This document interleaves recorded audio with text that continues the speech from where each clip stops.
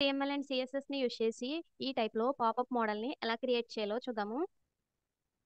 జనరల్‌గా అయితే మనకి ఒక బటన్ మీద క్లిక్ ఈవెంట్ యాడ్ చేసి వేరే దాన్ని ఇలా చూపించాలి అనంటే జావాస్క్రిప్ట్ యూజ్ చేస్తాం. కానీ జావాస్క్రిప్ట్ లేకుండా కూడా ఇలా చేయొచ్చు. యాంకర్ ట్యాగ్‌ని యూజ్ చేసి ఈ విధంగా చేయొచ్చు. నేనిక్కడ ఒక యాంకర్ ట్యాగ్‌ని తీసుకున్నా. జనరల్‌గా మనము హెచ్‌రెఫ్ అనే అట్రిబ్యూట్‌లో వేరే వెబ్ పేజెస్ లింక్స్ ఇస్తాము. కానీ ఆ పర్టిక్యులర్ వెబ్ పేజ్‌లోనే వేరే సెక్షన్ యొక్క రిఫరెన్స్‌ని కూడా ఇక్కడ ఇవ్వచ్చు. ఎలా అంటే నేనిక్కడ ఒక డివ్‌ని తీసుకొని దానికొక ఐడీ ఇస్తున్నాను. ఐడీ ఇక్కడ పాపప్ అని చెప్పి ఇస్తున్నా. ఈ ఐడీ ఏదైతే ఉందో దాన్ని హెచ్‌రెఫ్ అనే అట్రిబ్యూట్‌లో హాష్ ఇచ్చి పాపప్ అని ఐడీ నేమ్ ఇస్తుంటే దీని మీనింగ్ ఏంటంటే ఈ యాంకర్ ట్యాగ్‌ని క్లిక్ చేసినప్పుడు ఈ సెక్షన్‌కి వెళ్ళేలా అన్నమాట. ఇక్కడ నేను ఒక టెక్స్ట్ రాస్తున్నా ఓపెన్ అని చెప్పి పాపప్‌లో ఇంకొక డివ్ తీసుకుంటున్నాను. దానికి కంటెంట్ అని చెప్పి ఇస్తున్నాను క్లాసు. ఒక హెడ్డింగ్ ట్యాగ్‌ని తీసుకుంటున్నాను. పాపప్ హెడ్డింగ్ అని చెప్పి ఇస్తున్నా. తర్వాత పారాగ్రాఫ్ తీసుకుంటున్నాను. ఇనీషియల్‌గా ఈ పాపప్‌ని డిస్‌ప్లే నన్ చేయాలి. ఎప్పుడైతే దీని మీద క్లిక్ చేస్తామో అప్పుడు మాత్రమే చూపించాలి. సో, అలా చూపించాలి అనంటే మనము సీఎస్ఎస్ అనేది అప్లై చేయాలి. పాపప్‌కి ఇనీషియల్‌గా డిస్‌ప్లే నన్ ఇవ్వాలి.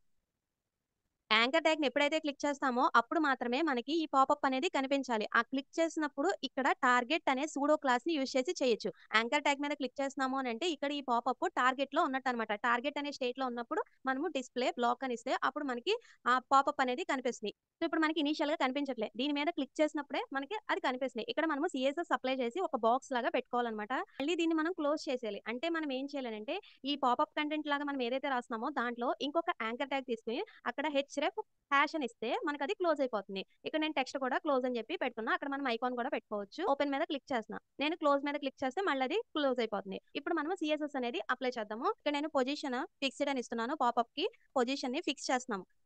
ఎలా ఫిక్స్ చేయాలి అనంటే టాప్ నుంచి 0, లెఫ్ట్ నుంచి 0 అండ్ హైట్ మనం మెన్షన్ చేసుకోవాలి. నేను విడ్త్ 100%, హైట్ 100% బ్యాక్‌గ్రౌండ్ అనేది ఇస్తున్నాను. జనరల్‌గా పాపప్స్ అనేవి బ్యాక్‌గ్రౌండ్ బ్లర్ వచ్చి కంటెంట్ అనేది మనకి కనిపిస్తుంది. కాబట్టి నేనిక్కడ ఆర్‌జీబీఏ అని తీసుకుంటున్నా. ట్రాన్స్‌పరెన్సీ ఇచ్చుకోవచ్చు. ఇక్కడ నేను 0.4 ఇస్తున్నా. బ్లాక్ కలర్‌లో ట్రాన్స్‌పరెన్సీ 0.4 అని చెప్పి ఇస్తున్నా.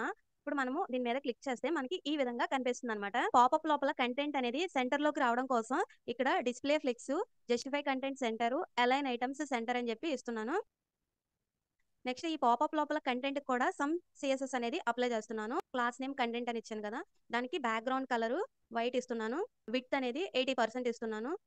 సో, నేను క్లోజ్ మీద క్లిక్ చేసినా అది క్లోజ్ అవ్వట్లే. ఎందుకనంటే మనము ఈ పాపప్‌కి డిస్‌ప్లే నన్ ఇవ్వాలి. ఎప్పుడు డిస్‌ప్లే ఫ్లెక్స్ ఇవ్వాలి? అది టార్గెట్‌లో ఉన్నప్పుడు. కాబట్టి ఈ ప్రాపర్టీని అది టార్గెట్‌లో ఉన్నప్పుడు పెట్టుకోవాలి. ఆ పాపప్ అనేది ఎప్పుడు టార్గెట్ అనే స్టేట్‌లో ఉంటుందో అక్కడ ఇచ్చుకోవాలి. అప్పుడు డిస్‌ప్లే ఫ్లెక్స్ అనివ్వాలి.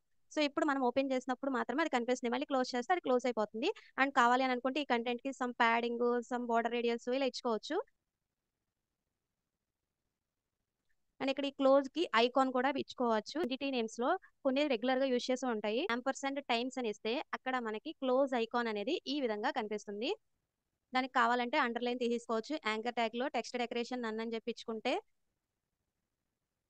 ఈ క్లోజ్ ఐకాన్ మనకి టాప్ రైట్‌లో కావాలి అనంటే కంటెంట్ ఏదైతే ఉందో దానికి పొజిషన్ రిలేటివ్ అని ఇవ్వాలి. నెక్స్ట్ ఆ క్లోజ్ అనే దానికి ఒక క్లాస్ నేమ్ ఇచ్చుకోవాలి. క్లాస్ క్లోజ్ అని చెప్పి ఇస్తున్నా. తర్వాత దాన్ని సెలెక్ట్ చేస్తున్నాను సీఎస్ఎస్‌లో. దీనికి పొజిషన్ అబ్సల్యూట్ టాప్ నుంచి 10 పిక్సెల్స్, రైట్ నుంచి 10 పిక్సెల్స్ అని ఇస్తున్నా. సో, మనకి ఈ విధంగా వస్తుంది. ఇంకా మనం ఏ స్టైల్స్ కావాలనుకుంటే అవి అప్లై చేసుకోవచ్చు.